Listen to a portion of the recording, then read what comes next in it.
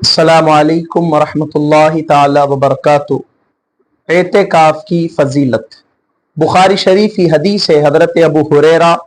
رضی اللہ تعالیٰ عنہ سے مروی ہے، حضور نبی اکرم صلی اللہ علیہ وسلم ہر سال رمضان میں 10 دن اعتکاف فرماتے، اور جس سال آپ صلی اللہ علیہ وسلم کا ظاہری وصال ہوا اس سال آپ صلی اللہ علیہ وسلم نے 20 دن اعتکاف کیا۔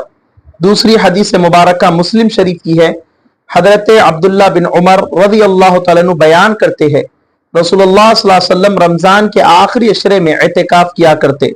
راوی کہتے ہیں کہ حضرت عبداللہ بن عمر نے مجھے مسجد میں وہ جگہ دکھائی جہاں حضور صلی اللہ علیہ وسلم اعتکاف فرمایا کرتے۔ آئے اعتکاف بیٹھنے والوں کی کیا شان ہے، کیا فضیلت ہے۔ ابن ماجہ کی حدیث مبارکہ ہے، حضرت عبداللہ بن عباس رضی اللہ تعالیٰ عنہما سے مروی ہے، رسول پاک صلی اللہ علیہ وسلم نے اعتکاف کے بارے میں فرمایا، وہ گناہ سے روک دیتا ہے، اس کے لیے ایسی نیکیاں لکھی جاتی ہے جو تمام نیکیوں پر عمل کرنے والے کے لیے لکھی جاتی ہے۔ سبحان اللہ۔ آقا دو جہاں صلی اللہ علیہ وسلم فرما رہے، اعتکاف میں بیٹھنے والے کے لیے ایسی نیکیاں لکھی جاتی ہے جو تمام نیکیوں پر عمل کرنے والے کو لکھی جاتی ہے۔ دوسری حدیث مبارکہ طبرانی شریف یہ حدیث ہے، جس کے راوی حضرت ابن عباس رضی اللہ تعالیٰ عنہما روایت ہے کہ حضور اکرم صلی اللہ علیہ وسلم نے فرمایا، جو شخص اللہ کی رضا کے لیے، اللہ کی خاطر ایک دن کا اعتکاف کرتا ہے، اللہ تعالیٰ اس کے اور دوزخ کے درمیان 3 خندوقوں کا فاصلہ کر دیتا ہے۔ ہر خندوق مشرق سے مغرب کے درمیان فاصلے سے زیادہ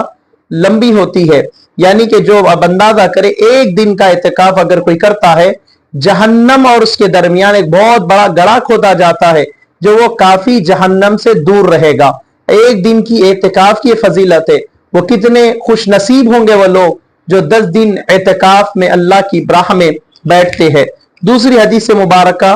طبرانی و بہقی کی ہے، حضرت علی بن حسین رضی اللہ تعالیٰ عنہ اپنے والد حضرت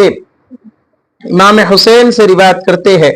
کہ رسول پاک صلی اللہ علیہ وسلم نے فرمایا، جو شخص رمضان مبارک میں 10 دن اعتکاف کرتا ہے اس کو اس کا ثواب 2 حج اور 2 عمرے کے برابر دیا جاتا ہے۔ سبحان اللہ۔ آپ اندازہ کریں، حضور فرماتے ہیں کہ جو شخص رمضان مبارک میں 10 دن کا اللہ کی رضا کے لیے، دکھاوے کے لیے نہیں، لوگوں کے کہنے پہ نہیں، یا ہر سال بیٹھتا یہ نیت سے نہیں، صرف اللہ کی رضا کے لیے، حبیب صلی اللہ علیہ وسلم کی رضا کے لیے جو شخص 10 دن کا اعتکاف کرتا ہے، اللہ تعالیٰ 2 حج اور 2 عمرے کا اسے ثواب عطا فرماتا ہے۔ آپ اندازہ تو کرے، ہر کوئی حج جا کر، عمرہ جا کر یہ کہہ سکتا ہے، امید کی جاتی ہے کہ اللہ ضرور قبول کرے گا، لیکن گارنٹی نہیں دی جا سکتی ہے۔ لیکن اعتکاف میں اللہ کی رضا کے لیے بیٹھنے والوں کے لیے سرکار نے خوشخبری دی ہے کہ انہیں 2 حج اور 2 عمرے کا ثواب دیا جاتا ہے۔ آئے دوسری حدیث مبارکہ حضرت عائشہ صدیقہ رضی اللہ تعالیٰ سے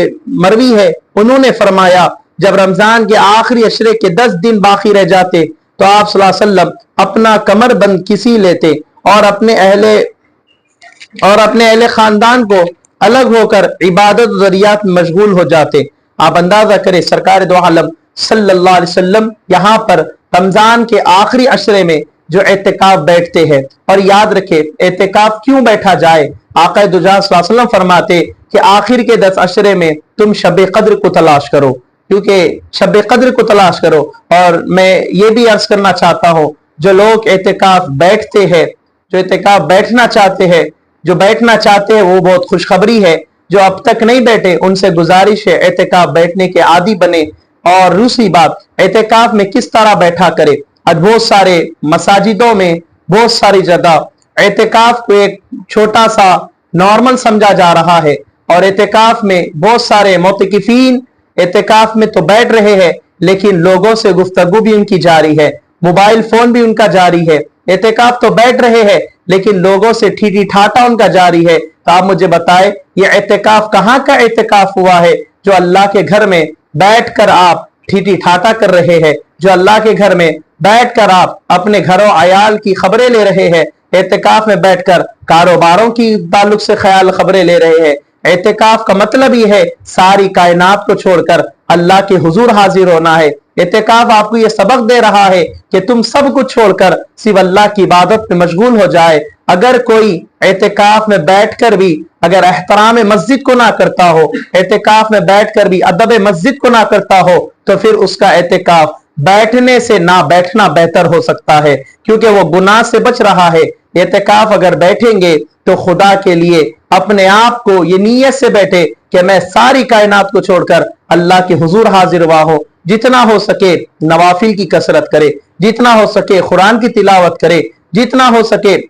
اپنے آپ کو اللہ کے قریب کون سی چیزیں لے جاتی ہے اس پر توجہ دے۔ لیکن عجیب ماحول ہمارے معاشرے نے بنا لیا ہے، اعتکاف بھی بیٹھ رہے ہیں، لوگوں سے ملاقاتیں بھی ہو رہی ہے، لوگوں سے گفتگو بھی ہو رہی ہے، تو خدا کے لیے ہاں ضرورت کے مطابق کوئی گفتگو ہو تو اس پہ کوئی حرج نہیں ہے، لیکن گھنٹوں گھنٹوں لوگوں کے ساتھ بیٹھ جانا، اعتکاف والے نماز تراویح ہوتی ہے، کوئی وضو خانے میں نظر آتا ہے، کوئی باہر نظر آتا ہے، اس سے بہتر ہے کہ اعتکاف بیٹھ کر گناہ میں شامل ہونے کے بجائے نہ بیٹھنا ہی اس کے لیے بہتر ہے۔ اگر میں ایک ہی آپ حضرات سے حکم تو نہیں دے سکتا، بس گزارش کر رہا ہوں تاکہ تمہارے اعتکافوں کو مقبولیت حاصل ہو جائے۔ میری گزارش یہ ہے کہ جب بھی آپ اعتکاف بیٹھیں گے تو آپ کا گمان یہ رہنا کہ صرف اللہ ہے اور صرف میں ہوں، میرے اور اللہ کے درمیان کسی کو آپ کو لانا نہیں ہے، نہ زیادہ کھائے نہ زیادہ پیے، بس اللہ کی عبادت میں مشغول رہے۔ اللہ سے دعا ہے اللہ تعالیٰ جو لوگ اعتکاف بیٹھتے ہیں